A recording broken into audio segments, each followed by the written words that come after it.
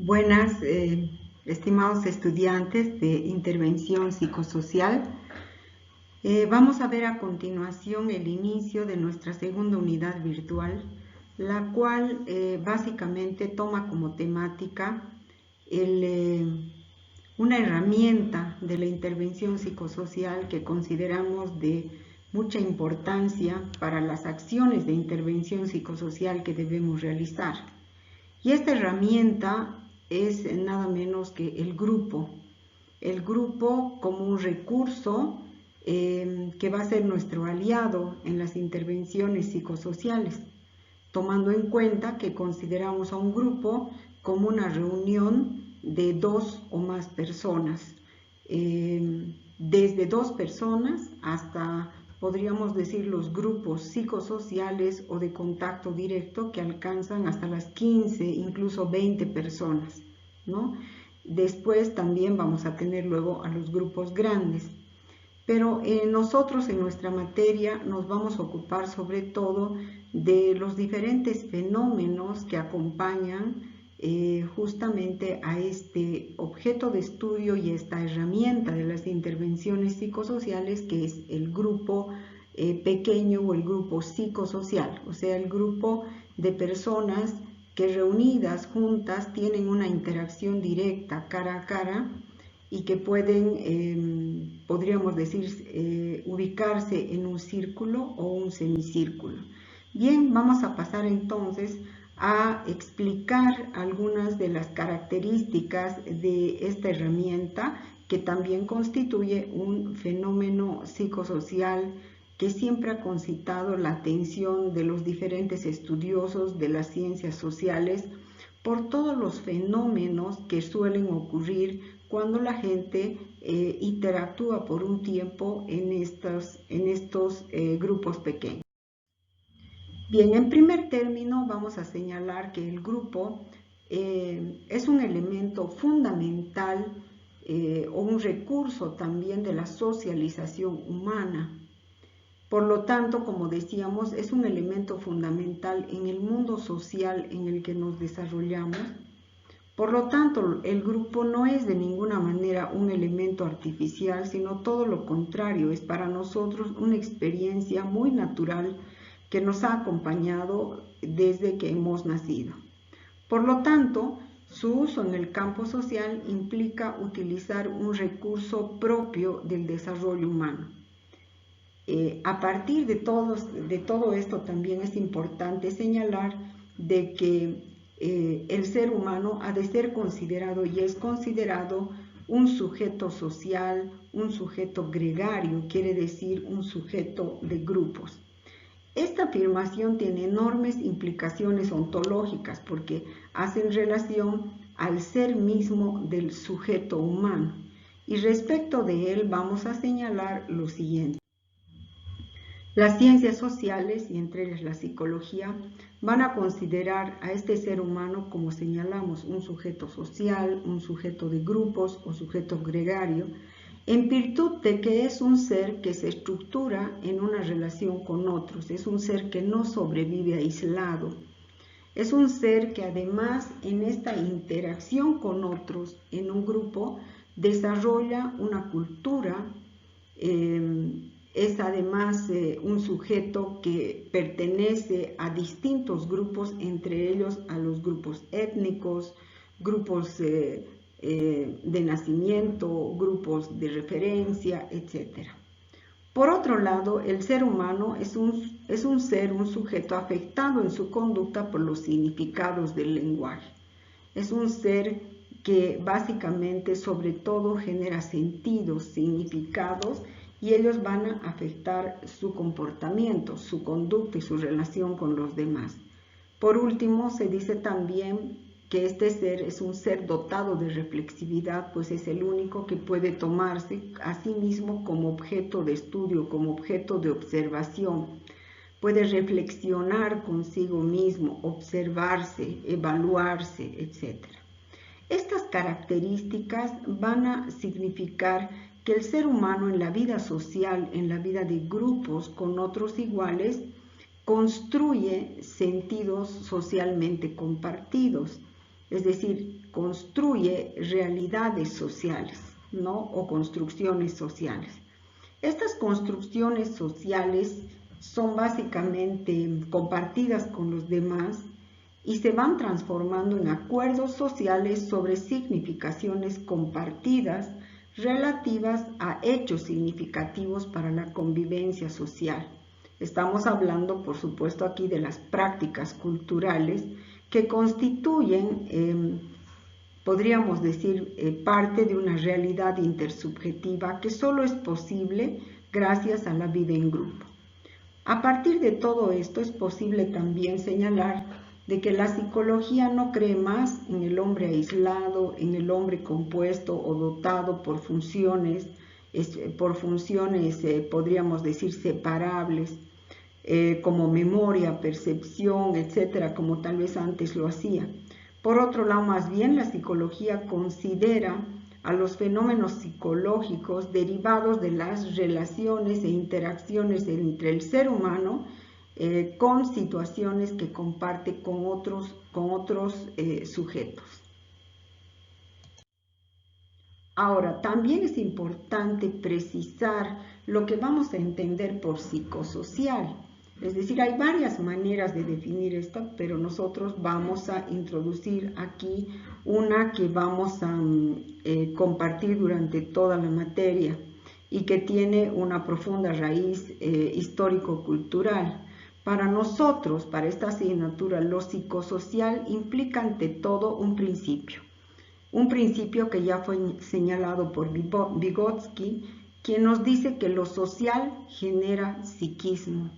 Es decir, que el contexto en el que se desarrolla el sujeto, las experiencias que confronta, van a convertirse en psique, van a convertirse en elementos de la subjetividad humana, que van a entrar en relación con la historia personal, individual del sujeto, y a partir de todo aquello, el sujeto en esta confrontación desde de lo social, desde lo individual, va a generar sus propios sentidos subjetivos al ser un sujeto activo, y con estos sentidos también va a impactar el mundo social. Es decir, que esta nuestra consideración de lo psicosocial no solamente va a señalar que lo social genera psique, sino que el sujeto también impacta lo social. Estamos hablando de también una consideración del sujeto activo.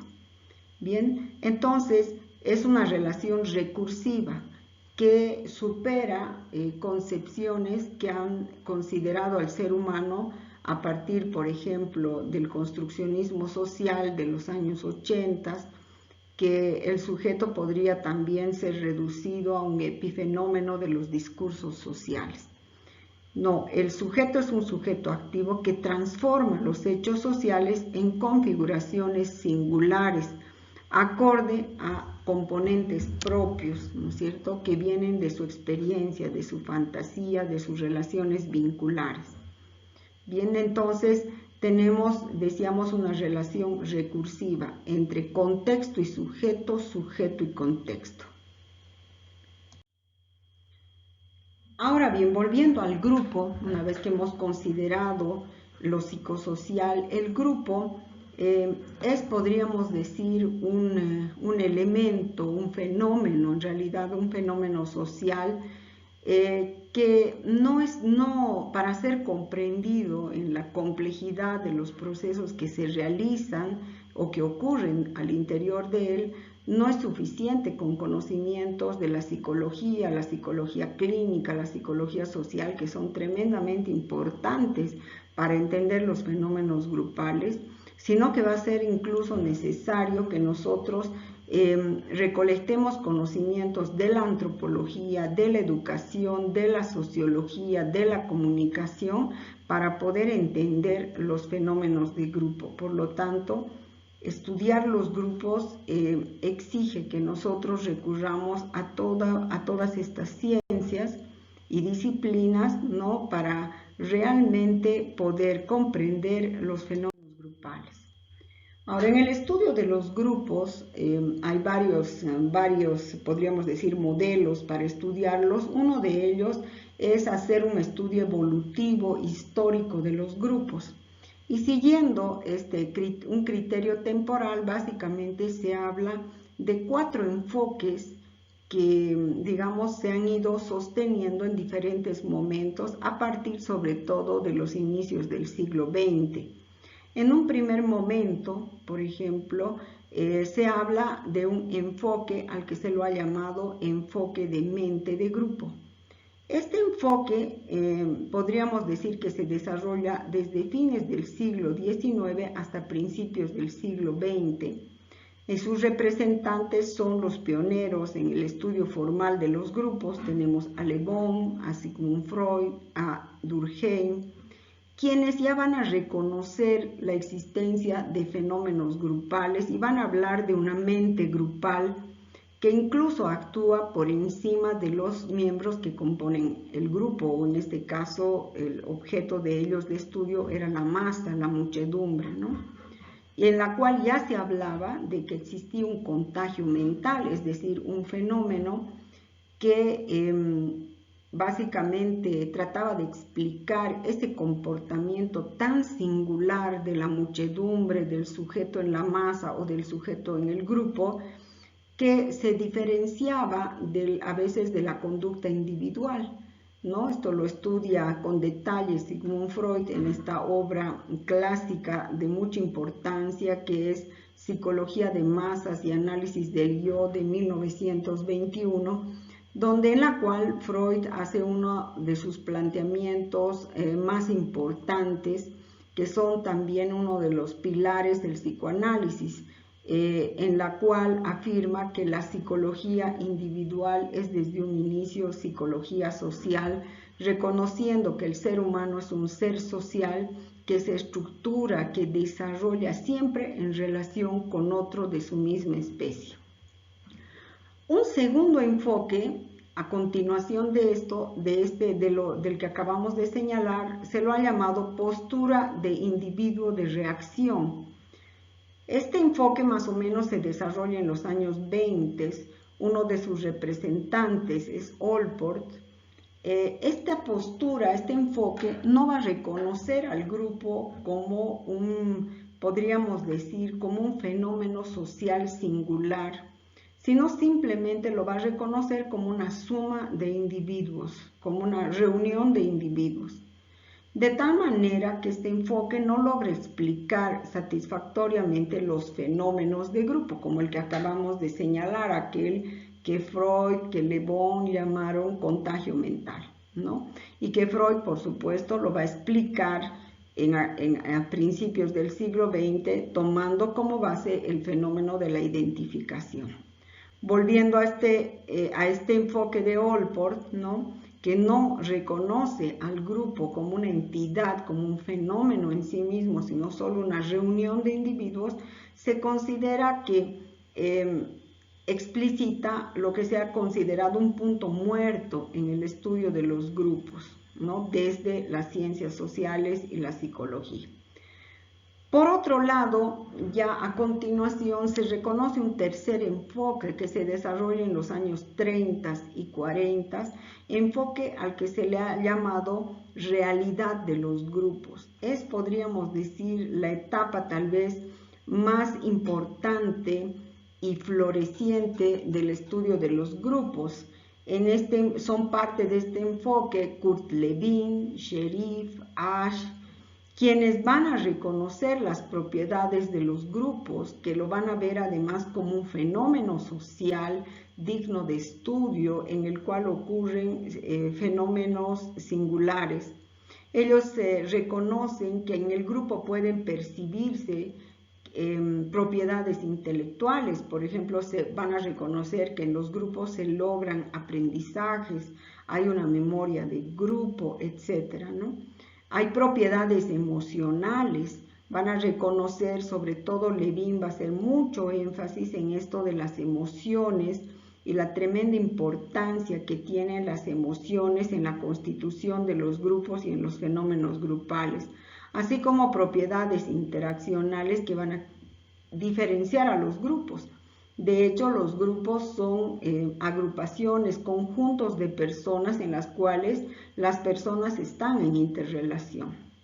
Por lo tanto, el grupo es definido como un todo dinámico. Esta es una definición de Kurt Lewin y tiene tremenda importancia porque está, podríamos decir aquí, planteándonos una visión sistémica del grupo, además de que él era un gestaltista, pero vemos también como tiene ahí una gran impronta sistémica al hablarnos de una totalidad, es decir, de un conjunto en el, digamos que el cual se puede definir no tanto a partir de que es una reunión de sujetos, sino de que es un conjunto en el cual se puede explicar a partir de la interrelación entre quienes componen el grupo. Van a plantear que los grupos no son la suma de sus miembros o de sus componentes, sino de que el grupo tiene como conjunto características propias. Este enfoque de la realidad de los grupos es un enfoque que ha tenido mucha importancia y que todavía la tiene. Todavía muchos de estos planteamientos son considerados de una gran actualidad y seguramente los vamos a ver o los vamos a repasar en esta unidad en el segundo subtema. Y por último, un cuarto enfoque al que se ha llamado enfoque de continuo interpersonal grupal, representado por Tafel, planteado alrededor de los años 80, que va a plantear que no hay una discontinuidad entre el comportamiento individual y el comportamiento grupal, sino que hay un continuo interpersonal grupal, es decir, esto nos va a permitir entender que el ser humano no es que tiene un comportamiento, digamos, un poco escindido a veces entre su comportamiento, tal vez cuando se comporta como sujeto individual y luego cuando lo vemos en el grupo, sino dice que hay más bien un continuo en este comportamiento. Bien, a continuación vamos a ver una definición del grupo que la hemos tomado de Nicholas Fisher, que es un psicólogo social norteamericano, que va a definir al grupo como un conjunto social identificable y estructurado, caracterizado por un número restringido de individuos y en el interior del cual estos individuos establecen unos lazos recíprocos y desempeñan unos roles conforme a unas normas de conducta y valores comunes en la persecución de sus objetivos. Esta definición que hemos elegido para incluirla en esta exposición, por un lado va a reconocer al grupo como un conjunto, como una totalidad social en el cual están personas en relación, ¿no? En este caso un número restringido, estamos hablando del grupo psicosocial, y estos individuos en sus interrelaciones van generando lazos, van generando una cierta interdependencia entre ellos, van generando roles, van generando normas, van generando valores comunes. Y algo muy importante, que estos grupos, estas personas que interaccionan en el grupo están unidas ante todo porque persiguen objetivos comunes, ¿no?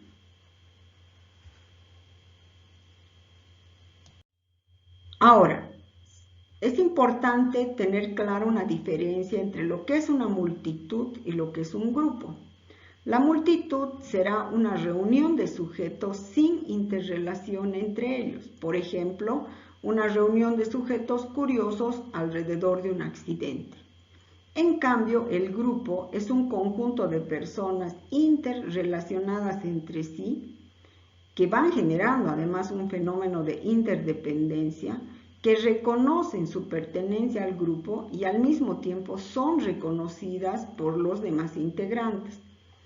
Y a través de sus interacciones generan una cultura de grupo que se expresa a través de prácticas compartidas, de roles, de símbolos, de normas, ¿no? Entonces, Esa es la diferencia entre multitud y grupo. A continuación vamos a ver una clasificación de los grupos. Hay varias formas, varios puntos de vista para clasificarlos. Nosotros vamos a ver ahora algunas de ellas. Los grupos por su tamaño se distinguen o se suelen diferenciar entre grupos pequeños y grupos grandes. Grupos pequeños serían aquellos conformados por 2 o 3 miembros hasta 12 a 15 personas. Siempre en estos grupos grandes va a existir una interacción directa. Los grupos grandes tienen números superiores a las 20 personas, incluso pueden llegar a las 30 personas, ¿no? Para ser considerados grupos grandes en los cuales ya no es posible a veces un contacto directo. Desde un punto de vista temporal, se pueden diferenciar los grupos permanentes que se mantienen en funcionamiento durante largos periodos de tiempo, son grupos más estables, como por ejemplo la familia. Grupos temporales, que son aquellos que existen solamente por el objetivo de realizar una tarea, un proyecto o una actividad determinados, y una vez alcanzado ese objetivo desaparecen. Por su tipo y origen, básicamente se diferencian entre grupos por su origen. Tendríamos a los grupos primarios y a los grupos secundarios. Los grupos primarios son grupos pequeños conformados por un número reducido de miembros que pueden tener o mantienen un contacto directo cara a cara, donde se van desarrollando gracias a la interdependencia sentimientos de solidaridad, de cohesión, de identificación mutua, y además son grupos en los cuales hay intensas emociones o vínculos afectivos muy intensos. El ejemplo clásico es la familia. Los grupos secundarios son aquellos que se forman con un proceso específico. Hay relaciones variadas entre los miembros, no hay un contacto directo entre todos los miembros, un contacto cara a cara, y su relación es menos intensa que en los grupos primarios.